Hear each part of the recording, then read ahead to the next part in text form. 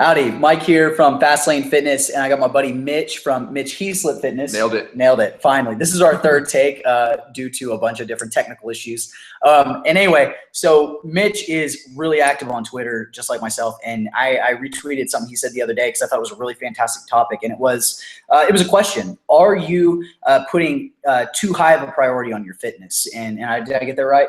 That's exactly it. Perfect, yeah. perfect. Okay, so I thought this was a really good subject because I'm always talking to you guys about life balance. You know, you've got careers, you've got family, you're trying to figure out how to make fitness part of that when you don't have a lot of time. And I thought this fit really well. And I think there's kind of two angles to this. There's like the life balance, which is actually what I think Mitch was trying to talk about. I'll have him here in a second. And then there's just kind of like that long-term consistency and making sure you're not overdoing it. And so, Mitch, can you tell us a little bit about like what you were meaning when you mentioned that post about, you know, are you putting too high of a priority on fitness? Yeah, so that was just a short blog post I did a little while ago. And it came about when a client emailed me and was telling me that her son's birthday party is coming up. And she's not sure how she's going to stay on her nutrition plan on the day of that birthday party. So basically my response was, don't, eat some cake, eat some ice cream. Don't worry about it.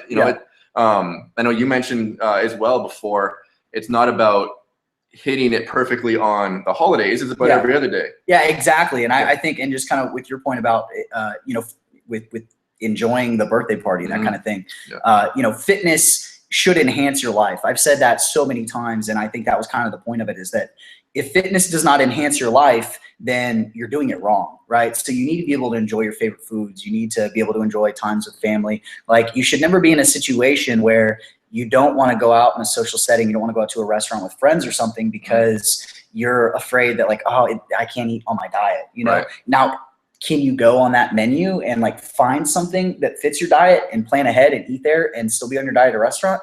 Hell yeah, you can. But like, if it's your kid's birthday, have a piece of cake. Absolutely. Yeah, for sure. And your comment, I think this was kind of the flip side of it that I was saying is if you're not enjoying your life and you're not kind of, finding that balance, then you're not going to be able to stick with it consistently. So, I mean, can you tell what are your thoughts on kind of that aspect of it? Yeah, like you said, fitness is meant to enhance the really important aspects of your life. I fully believe it's going to enhance your relationships with your family, your clients, your work production, everything that's important.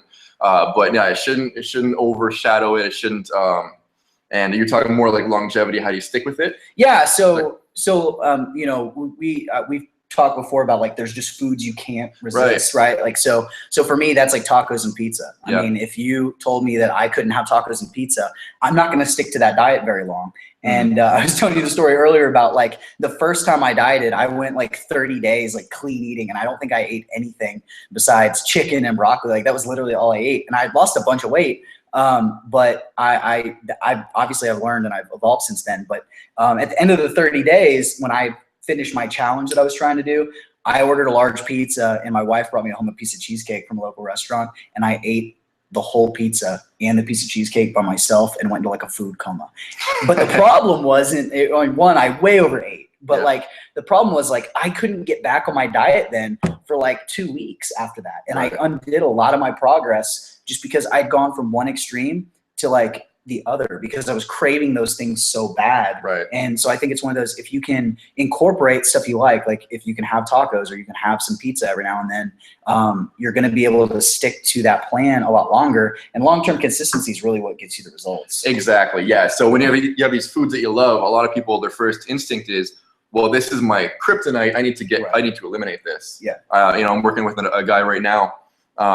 He's Italian. He loves pasta. So his first thought was, I gotta go zero carb. Yeah. So after some discussion, we decided that's not going to work. Right. You love pasta. It's not going to change. So it's about learning how to incorporate these foods you love. So this is something you can do forever. Yeah. And did you see our buddy Von Blanco? Did you see his post about rice the other day? No, I missed that. Okay, so he's traveling. He's Asian. He's like, look, I'm Asian. I've been eating rice since like before I was born.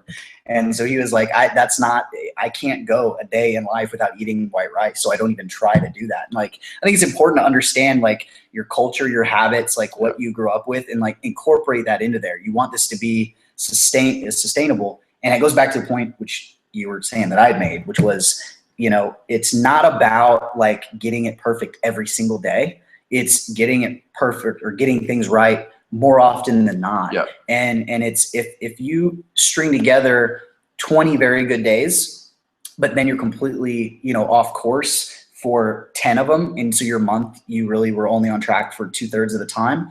Like, that's worse than maybe you're, you know, on track 6 days out of the week, and that 7th day you kind of indulge a little bit, and now it's only 4 days out of the month that you're not exactly on plan. That's much better consistency. That's going to get you better results. So I think that kind of strategic indulgences are going to, I mean, really help your results in the long run. Absolutely. Yeah. I like to say, eat for fuel 90% of the time, eat for fun 10% of the time. You got to get that 10% in. That's perfect. I like that. I think we can end on that. So yeah, eat for fuel 90% of the time, eat for fun 10% of the time. Mitch, Mike, you know, stay tuned. We're going to be doing this a lot more soon. So enjoy this vlog, and send us if you have any questions or topics you want us to talk about. Let us know, and we'll do that next time. Take care, guys. Take care, guys.